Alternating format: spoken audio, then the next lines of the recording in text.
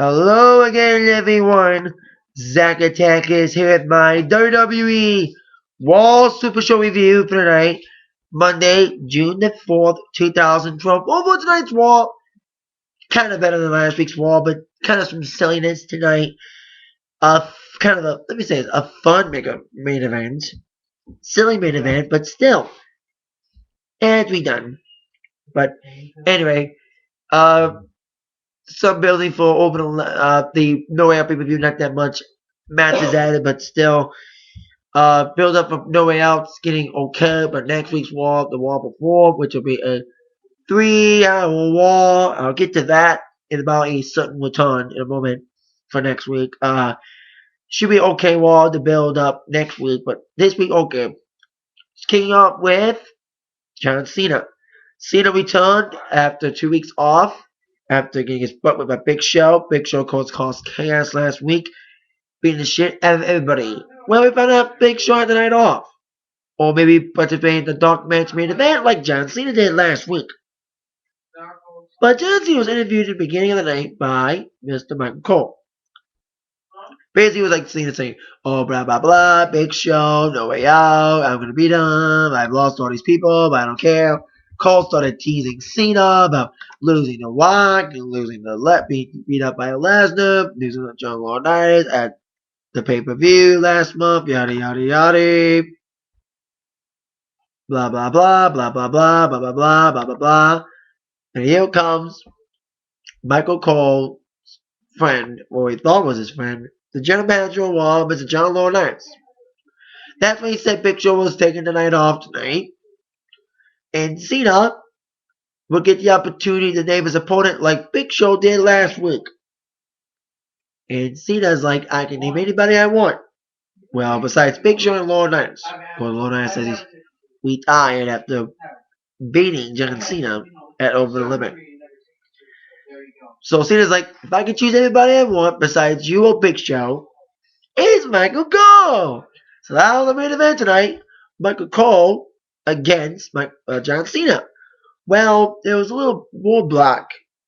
Let's say a train stood in the way of Cena and Cole. I'll get to that train who has a new name in a moment. But on to our first match.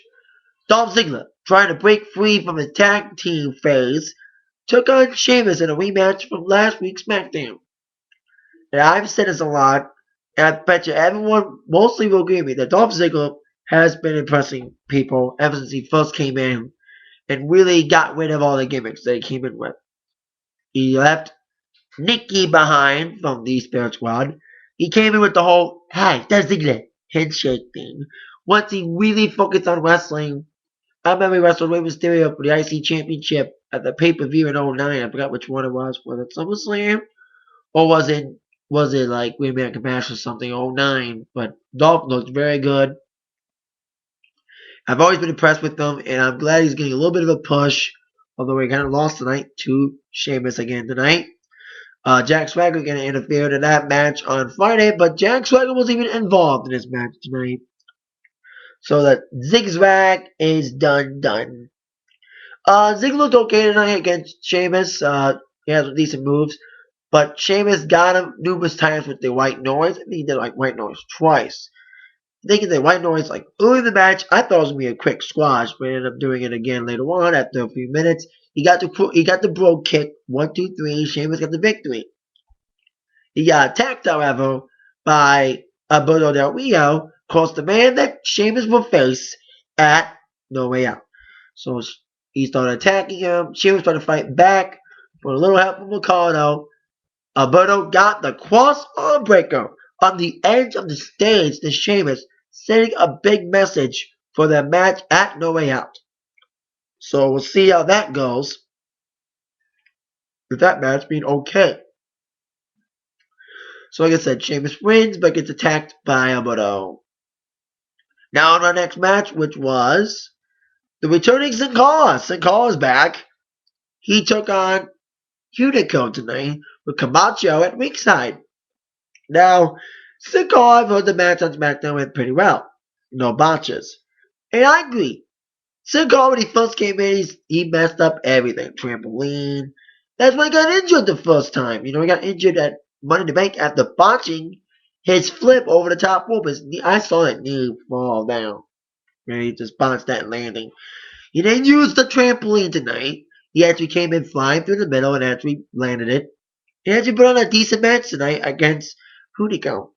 And with Mysterio out for how long, suspended and injured and all, Sid Carl's going to bring back some people of the Hispanic demographic.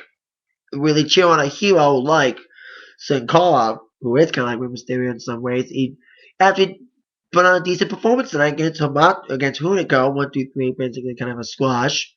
At least that squash was longer than the squash that was our next match, which I'll get to in a moment. But there you go, Sin Cara, first match back on Raw ever since returning, because he returned on SmackDown. I've been hearing he was supposed to return for many weeks. And of course, he returned tonight to Raw and won against Hunico. Who knows what they're going to do with them? They're going to give him a push again. But now he's improving a bit and kind of adapting to the American style wrestling. Who knows what will happen with Sin Cara, and his stall will probably rise if he doesn't get injured again. Alright.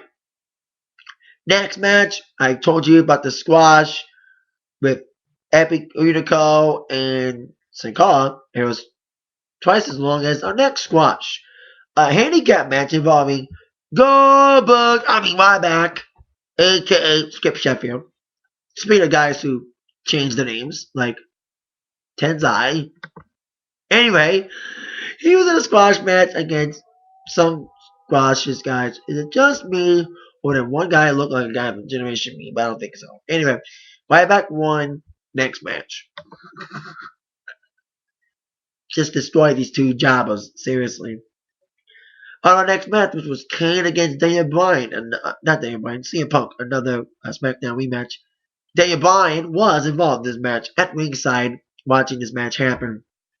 Now, in my attack line today, I've commented my thoughts on the triple threat match involving Kane and Bryan and Punk that will take place at the No Way Out pay-per-view. And my thoughts were Kane doesn't need to get involved in this situation. Punk and Bryan can hold a match on their own without Kane getting involved. But Kane's match against Punk was actually not that bad tonight. This whole, like, when Kane came back with the mask, it's been kind of stupid with him and stuff. This feud with Cena was okay, but he hasn't done anything since Orton. And at least they're getting Kane something to do. And it actually looked okay tonight against Punk. Punk was taken into Kane. He was about to win the damn thing. Then AJ got involved. Now, is it just me, or is AJ using Punk? Because it's the second week in a row that AJ, inadvertently or not, cost Punk a match. Last week, AJ distracted the referee, while Daniel Bryan took the turnbuckle off, exposing the turnbuckle, which gave him the victory over Punk last week. This week, Punk was dominating yet again on Kane, and AJ did it again.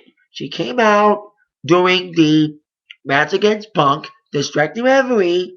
Daniel Bryan got a little involved, and that distraction helped Kane pin the WWE Champion after a chokeslam. So, is AJ in love with Punk, or is she just using him? Who knows what's up with this whole crazy girl storyline with AJ, who kind of beat the crap out of, tried to, like, in a really aggressive way on Josh Matthews later on during backstage interview. So, I've always said before, I've said AJ should be fired. So, she's kind of useless, but this storyline's kind of weird. We don't know what AJ's doing. Is she in love with Punk or using him? Like I said, she's costed him 2 matches in a row. Well, she cost him the WWE Championship at No Way Out.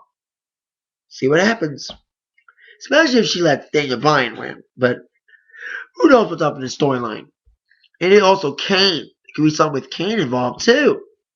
Because Kane was going to hurt AJ, but then walked out after she smiled so vividly after she was in fear. She's cuckoo. Oh, she's one over the cuckoo's nest. That's all I gotta say about her storyline right now. Alright. So Kane wins. Punk loses for the second week in a row. And it says me he's lost to the 2 guys in singles matches against the 2 guys that's going to face him at No Way Out in a triple threat match. So that gives Bryan and Kane huge advantage knowing they've already pinned the champion. See what happens at No Way Out, like I mentioned. Next match, speaking of squashes, kind of, it was a non-title match involving Kofi Kingston and R-Truth, the tag team champions, taped up from their attack from Big Show last week, taking on Tyler X and Kurt Hawkins. Okay matchup, just little fill-up before Cena's match. Rex and Hawkins were taking over, early going, but then of course Kofi came in, hot fire tag, Kofi gets the broom drop. It was okay, decent matchup. Rex and Hawkins has a little bit of a thing going, but not that much. And if it's true, if Sabin and Shelley go to WWE and start the Motor City Machine Guns there, I would love it. It would kick the WWE Tag Team division in the ass. What it needs right now. An ass kicking in the Divas division and the tag division. Like I said, Kofi and R-Truth are doing okay with the tag team titles, but there's no teams to face at this time, especially with Swagger and Ziggler broken up. So they need someone new, and Rex and Hawkins could be that team, but they lost tonight with Kofi and R-Truth getting the victory. So there you go. Who's next? Who knows? Now our next match. Well, we thought it was supposed to be John Cena versus Michael Cole. The match that everyone wanted and John Laurinaitis made. Especially since he may get evaluated by returning Vince McMahon. My thoughts on that after the main event. But then, Cole's been like whimpering all night long about this. So Laurinaitis said, Cena, you get Cole after you beat Tenzai. Now, Cena lost to Tenzai a few weeks ago, of course, right before Extreme Rules. So how could Cena beat Tenzai? Well, it was a typical Cena match. Tenzai was really beating the crap out of Cena. It did look like at one point Michael Cole was not going to be able to face Cena because Cena was just getting destroyed by Lord Tenzai. But as everyone knows, dun dun dun dun dun! Here comes Super Cena! And happiness on Cole's face, especially after slapping Cena midway towards the match, went away as Cena delivered the 5 moves of doom on Tenzai. 1, 2, 3. Cena wins. He gets Michael Cole. Like I said earlier. Get it? There was a train between Cena and Cole. A-Train Albert.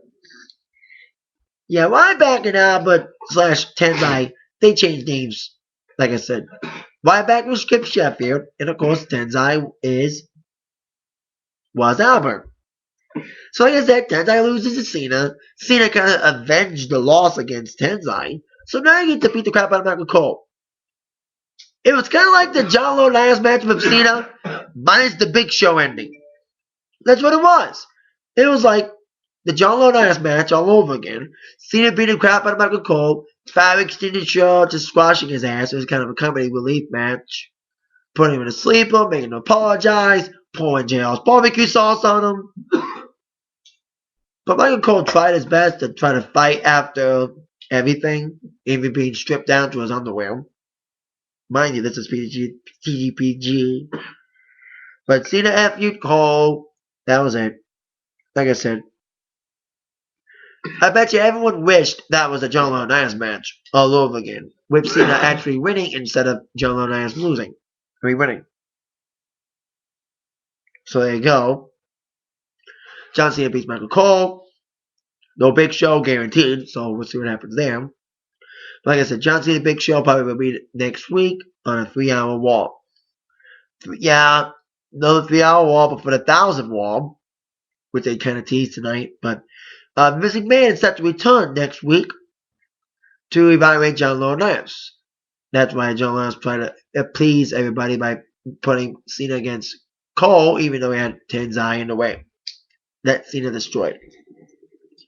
Now, everyone thought that Laurinaitis was going to lose against Cena, which never happened, but he may end up getting fired anyway. But we'll see what happens.